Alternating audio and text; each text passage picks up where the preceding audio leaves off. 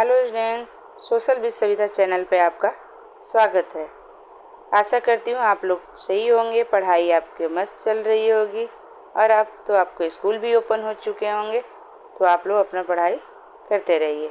चलिए हम शुरू करते हैं। ये हमारा सामाजिक विज्ञान के बुक है, क्लास 8 का है, चैप्टर 3 है, ग्रामीण क्षेत्र पर शासन चलाना। इससे पहले हमने 2 चैप्टर करा चुके हैं।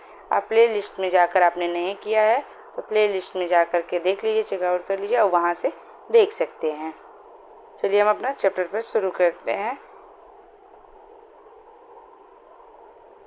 और ये जो न्यू एनसीईआरटी बुक है, जो 25-26 सेशन है, उसके अकॉर्डिंग हम करा रहे हैं। पहले हम अभ्यास करेंगे, फिर कुछ महत्वपूर्ण प्रश्न करेंगे। चलिए हमारा प्रश्न पहला शुरू करते हैं। निम्नलिखित के जोड़े बनाइए, मैचिंग करना है। यहाँ पे देख लीजिए, रैयत है, महाल है, निज है, अरैती है, ग्राम समूह है, किसान है, रैयतों की ज़मीन पर खेती है, बागान मालिकों को अपनी ज़मीन पर खेती। तो इस तरह से हमें क्या करना है, मैच करना है। ठीक है, तो यहाँ रैयत से किसान से हो जाएगा, महाल से ग्राम समूह से हो जाएगा और निज है तो ऐसे हो जाएगा बागान मालिकों से अपनी ज़मीन और रैयती से रैयती की ज़मीनों पर खेती। तो इस तरह से आप मैचिंग, और नीचे मैं आंसर भी इसको दिखा देती हूँ कि ये देखिए नीचे यहाँ पे आंसर भी है। इस तरह से आप कर सकते हैं। सेकंड प्रश्न है, रिक्त स्थान भरें। जैसे हमारा खाली स्थान था तो मैंने इसी में भर दिया ताकि आपको ज़्यादा नहीं। यूरोप में ओड उत्पादों को से अपनी आमदनी की गिरावट का खतरा दिखाई देता था। किससे? तो नील। देखिए स्थान में ख है। 18वीं सदी के आखिरी में ब्रिटेन में नील की मांग कारण बढ़ने लगी। खाली स्थान था यहाँ, तो औद्योगिकरण के कारण बढ़ने लगी। अब घ देखिए, यहाँ खाली स्थान, रंगों की खोज से नील की अंतर्राष्ट्रीय मांग पर बुरा असर पड़ा। क्या आएगा? कृत्रिम रंग है। घ है, चंपारण आंदोलन खाली स्थान के खिलाफ था। तो नील बागवान मालिकों के खिलाफ था, क्योंकि नील की जो खेती किसान कर रहे थे उनके लिए चंपारण में आंदोलन किया गया था। इस जगह बिहार में पड़ता है और इसके लिए सत्याग्रह गांधी जी ने किया था, क्योंकि नील की खेती करने से उन्हें ज़्यादा आमदनी नहीं होती थी। अब हम प्रश्न 3 करेंगे, देखिए, और अपने कॉपी में नोट भी करते जाइए ताकि बाद में आप इसे याद भी कर सकते हैं। स्थायी बंदोबस्त के मुख्य पहलुओं का वर्णन कीजिए। क्वेश्चन है, अब आंसर देखिए। 3-4 पॉइंट है यहाँ पे।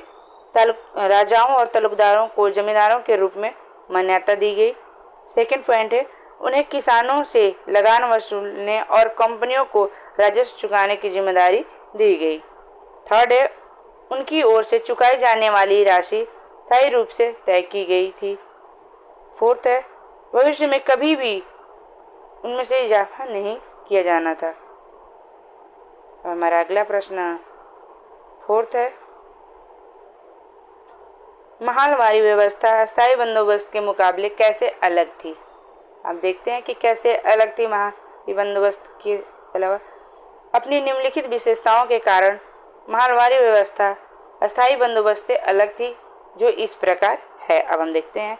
पहला पॉइंट है, इस व्यवस्था में अस्थायी बंदोबस्त की तरह भूमि को बोली लगाकर बेची जाती थी, बल्कि गांव की भूमि का सर्वे भी किया जाता था। सेकंड पॉइंट है, इस व्यवस्था में लगान देने की जिम्मेदारी गांव के मुखिया की होती थी, ना कि जमींदार की होती थी। थर्ड है, इस व्यवस्था में अस्थायी बंदोबस्त की तरह भूमि का भी स्वामी जमींदार ना होकर संपूर्ण गांव के होते थे। मतलब जमींदार ना होकर के यहाँ गांव संपूर्ण पूरे गांव के लोग होता था। फोर्थ है, लगान फसल के आरंभ में न लेकर फसल काटने के बाद लगान मतलब टैक्स कर जो लेते हैं, तो जब फसल जैसे ही उन्होंने फसल की बुआई करते हैं जो, तो उस टाइम ना लेकर जब फसल वो काट लेते हैं उस टाइम लेते थे।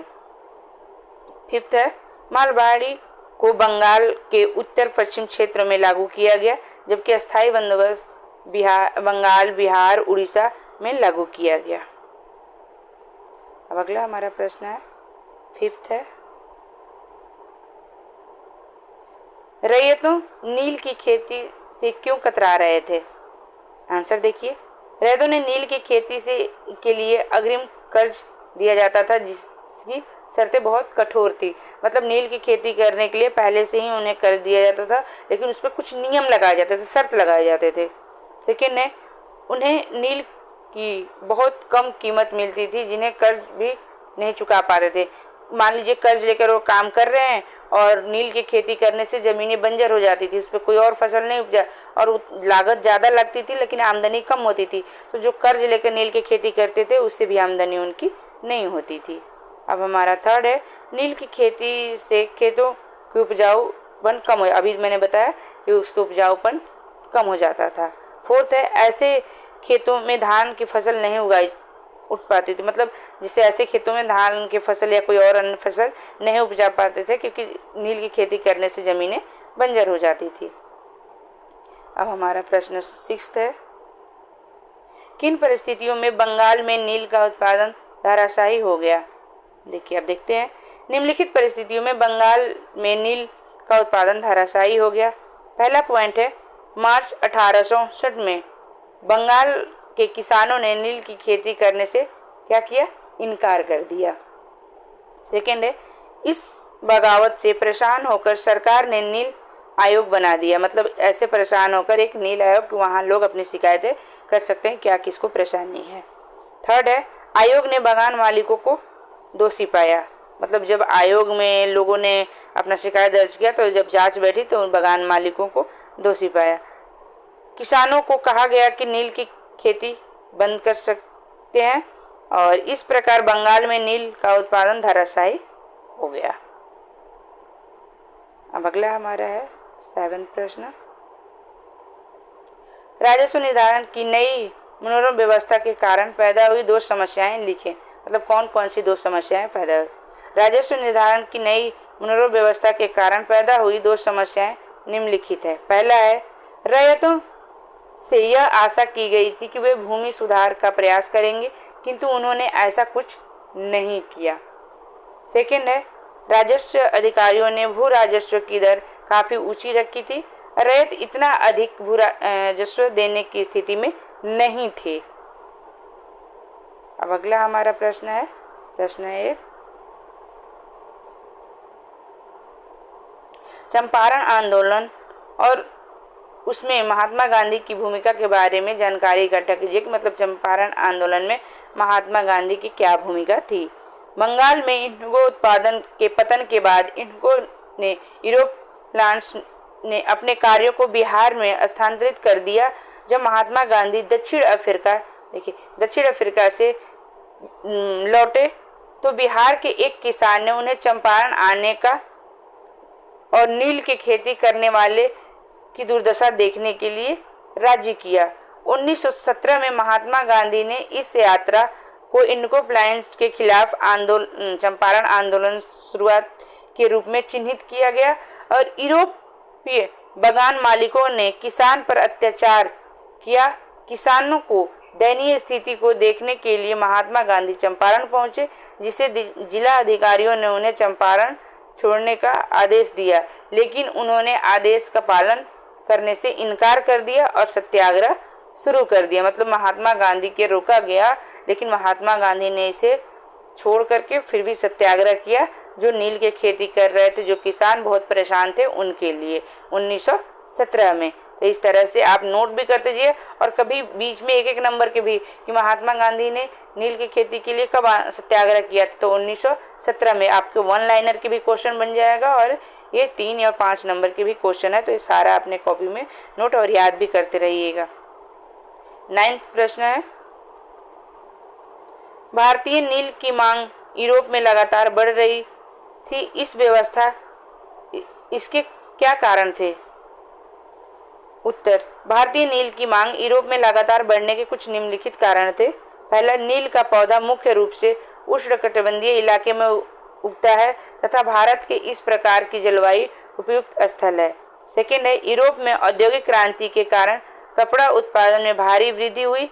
इस भारी वृद्धि को रंगने का एकमात्र रंग नील था जिसे भारत से ही प्राप्त किया जा सकता था।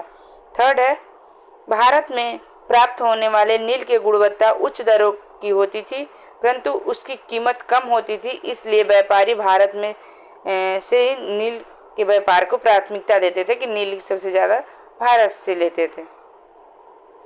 अब हमारा कुछ ये महत्वपूर्ण प्रश्न है, वन लाइनर, ये भी देख लीजिए। प्रश्न नंबर 10, नील का पौधा मुख्य रूप से कहाँ पाया जाता है? तो नील का पौधा मुख्य रूप से उष्णकटिबंधीय में पाया जाता है, जो क्षेत्र होता है। किस अंग्रेज ने एक महलवारी व्यवस्था तैयार की, उसे कब लागू किया गया? हॉलमैक्जी नाम अंग्रेज ने महलवारी व्यवस्था तैयार की जिसे 1822 ईस्वी में लागू किया। देखिए यहाँ दो क्वेश्चन बन रहा है, एक यहाँ बन रहा है कि क्या कौन सा अंग्रेज था महलवारी व्यवस्था के कब लागू की। नील की खेती कितने प्रकार की होती थी? नील की खेती दो प्रकार की होती थी, निज और रैयती। अब अगला हमारा प्रश्न है 13 नंबर का, मद्रास का गवर्नर कौन था? तो मद्रास का गवर्नर टॉमस मुनरो था। अगला है, गांव के मुखिया से भू राजस्व लेना क्या कहलाता था? महलवाड़ी कहलाता था। अगला है, जमींदार से भू स्वराज्य लेना क्या कहलाता था? तो अस्थाई बंदोबस्त कहलाता था। और अब हमारा यहीं पर इस चैप्टर के क्वेश्चन समाप्त होता है। अगले चैप्टर में हम जल्द मिलेंगे। आप हमारे चैनल पर नए हैं तो लाइक सब्सक्राइब करिएगा, बेल आइकन को भी दबा दीजिएगा ताकि वीडियो के नोटिफिकेशन आपको सबसे पहले मिले। नेक्स्ट वीडियो में हम जल्द मिलते हैं।